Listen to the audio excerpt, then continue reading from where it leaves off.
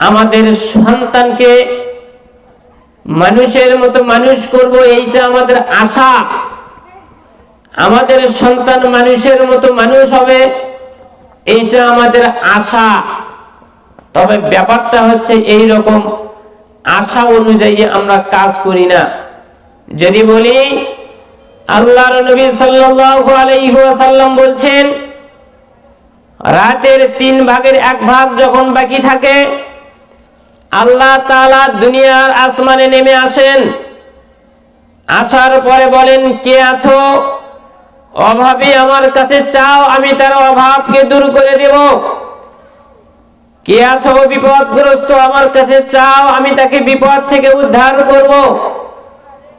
কে আছো আমার কাছে ক্ষমা চাও, আমি তাকে ক্ষমা করে দেব। কার কি চাওয়া আছে চাও, আমি তাকে দিয়ে দেব।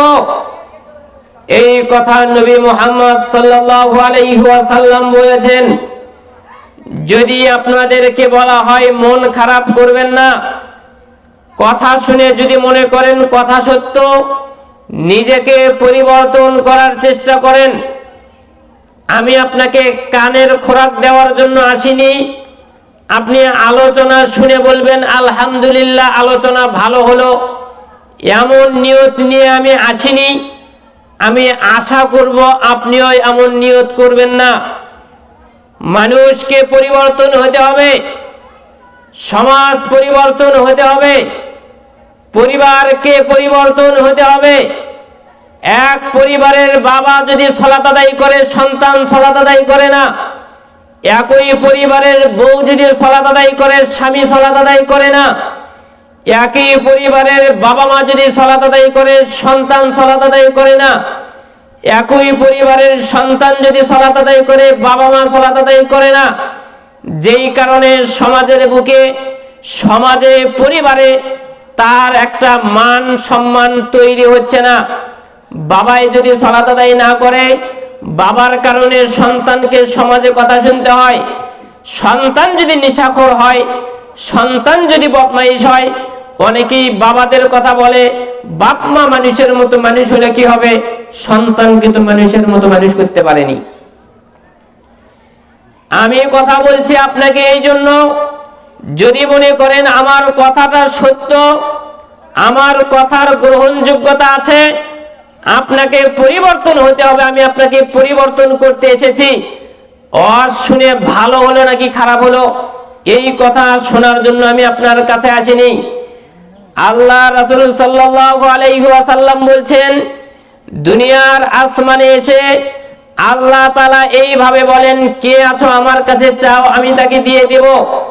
যদি আমি এখানে বলি, কে এমন বাবা আছে তার সন্তানের ভবিষ্যতের জন্য, তার সন্তানকে ভালো করার জন্য শেষ রাতের বেলায় উঠে আল্লাহর কাছে 2 হাত তুলে কান্নাকাটি করেছিলেন, আল্লাহ আমাকে তুমি সন্তান দিয়েছো, এটা ঠিক, তবে সন্তান পাওয়াই সফলতা নয়।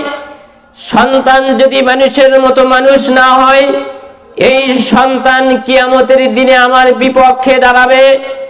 আল্লাহ দুনিয়ার যে সম্পদ, এই সন্তান যেন কিয়ামতের দিনে আমার বিরুদ্ধে না যায়। আল্লাহ এই সন্তানের মাধ্যমে আমি যেন কিয়ামতের দিনে তোমার কাছে মর্যাদাপূর্ণ হই। আল্লাহ এই সন্তানের কারণে কিয়ামতের দিনে আমি যেন জাহান্নাম থেকে মুক্ত হই।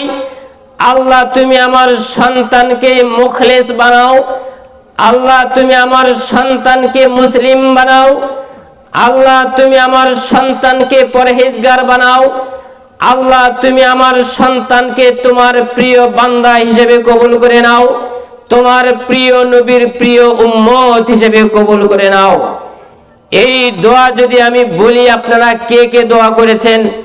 হয়তোবা 1-2 জন হাত তুলতে পারেন, তাও আমার সন্দেহ, কিন্তু আমি তুলতে বলবো না।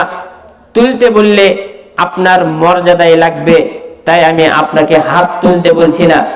যদি মনে করেন কথা আপনার সত্য, আমরা তো দোয়া করি না, যদি সেই কথাই হয়, অবশ্যই আপনার সন্তানের পরিবর্তনের জন্য, যদি সিগারেট আপনার সন্তান খায়, যদি মদ খায় আপনার সন্তান, যদি নেশা করে আপনার সন্তান, যদি 5 ওয়াক্ত সালাত আদায় না করে আপনার সন্তান, যদি মিথ্যা কথা বলে আপনার সন্তান, অবশ্যই আগামী কাল থেকেই আপনাকে তাহাজ্জুদের সালাতে শামিল হতে হবে। আপনার রবের কাছে 2 হাত তুলে আপনার সন্তানের উজ্জ্বল ভবিষ্যতের জন্য দোয়া করতে হবে।